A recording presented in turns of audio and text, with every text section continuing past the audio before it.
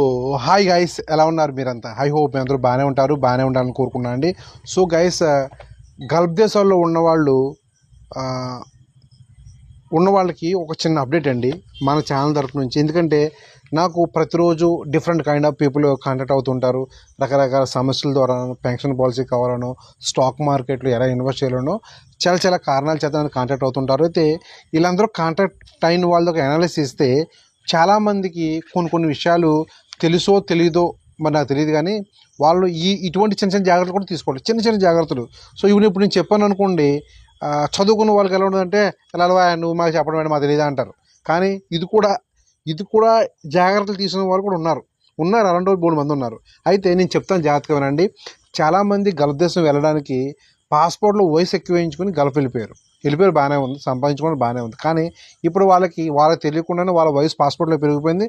Next time company మారాలన్నా, visa రావాలన్నా కొంచెం ఇబ్బంది. ఈ తర్వాత మ్యాటరు. అయితే ఏదో వెళ్ళిపోయారు కదా, పని అయిపోయింది. అయితే వాళ్ళకి పాస్పోర్ట్లో వయసు ఒకటి, ఆధార్ కార్డులో వయసు ఒకటి. ఇలా ఉండడం వలన వీళ్ళ పాస్పోర్ట్ ఇండియాలో రెన్యూల్ చేసుకోవడం కొంచెం ఇబ్బంది.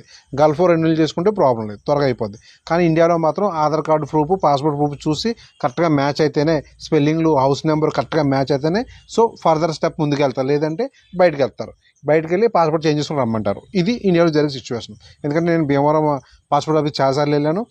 నా కళ్ళతో నేను చాలాసార్లు చూశాను. ఓకే, ఎందుకంటే తర్వాత దేశం కానీ దేశం వెళ్ళినప్పుడు, భాష కాని చోట ఉన్నప్పుడు సో కొన్ని జాగ్రత్తలు తీసుకోవాలి. ఎందుకంటే చూడండి, ఇది అంత స్మార్ట్ ఫోన్ జమానా.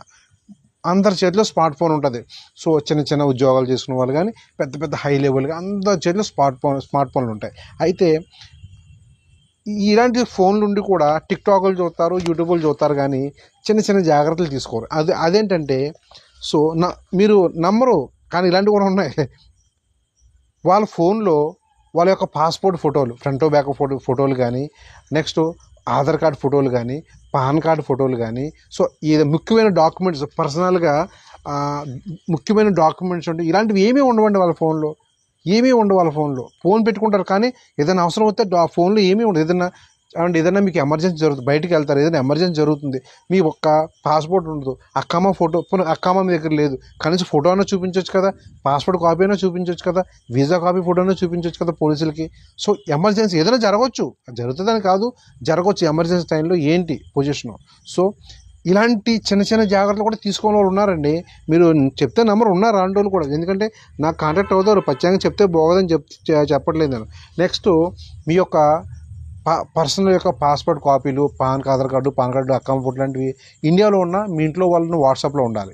ఓకే, లేదా మీ జీమెయిల్ ఐడిలో మీ ఇంట్లో వాళ్ళకి ఎవరైనా షేర్ పంపిస్తే ఆ జీమెయిల్లో పర్మనెంట్గా సేవ్ అయి ఉంటాయి.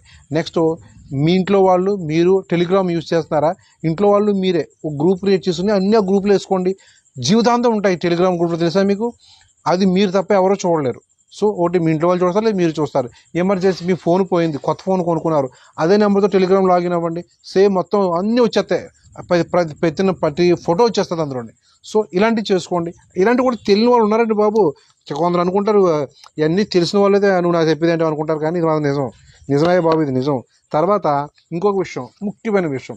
సో మీరు గల్ఫ్ దేశంలో ఉండే ఏదో రూమ్లో ఉంటారు. మీ రూమ్లో మీతో పాటు ఇంకా కొందరు ఫ్రెండ్స్ ఉంటారు. అయితే మీ రూమ్లో ఉండే ఫ్రెండ్స్ కనీసం 2 ఫోన్ నెంబర్లైనా ఇండియాలో ఉన్న మీ వాళ్ళు తెలిసి ఉండాలి. ఎమర్జెన్సీ కోసం మీకు ఏదైనా జరిగింది, సో మీ ఫోన్ పనిచేయట్లేదు, సో వాళ్ళు మీ ఫ్రెండ్స్ని కాంటాక్ట్ అయ్యి మీ వివరాలు తెలుసుకునేలా ఉండాలి. ఇది గుర్తుపెట్టండి. మీకు కనీసం మీ రూమ్లో మీకు బాగా క్లోజ్ ఫ్రెండ్స్ కానీ కనీసం 2 నెంబర్లు ఇండియాలో ఉన్న మీ ఇంట్లో వాళ్ళు తెలిసి ఉండాలి. మీ వైఫ్కి కంపల్సరీ తెలిసి ఉండాలి.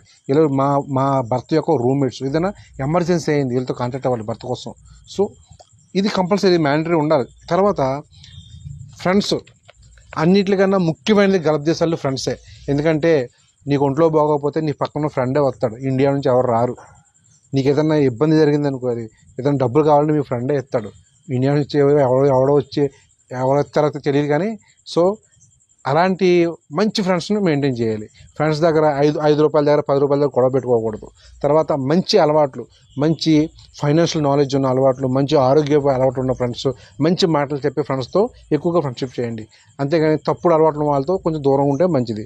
సో ఎందుకంటే కువైట్లో నేనున్న రూమ్లో అందరూ మంచి ఫ్రెండ్స్ తగిలారు నాకు. మంచి ఫైనాన్షియల్ నాలెడ్జ్ ఉన్నవాళ్ళు, వెల్ ఎడ్యుకేషన్ ఉన్న పర్సన్స్తో ఉండడం వల్ల నాకు స్టాక్ మార్కెట్ ఐడియాస్ అలవాటు వచ్చింది. అంటే మంచి వాళ్ళతుంటే మంచి అలవాట్లు వస్తాయి, తప్పుడు ఫ్రెండ్స్ ఉంటే తప్పుడు అలవాట్లే వస్తాయి.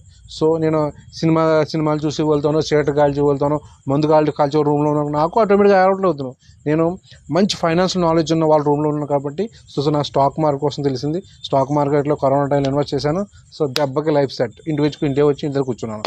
సో ఇదే విధంగా మంచి అలవాటు ఉన్న ఫ్రెండ్స్తో ఫ్రెండ్షిప్ చేయండి. సో ఇదండి సింపుల్ చిన్న చిన్న లాజిక్స్ అనమాట.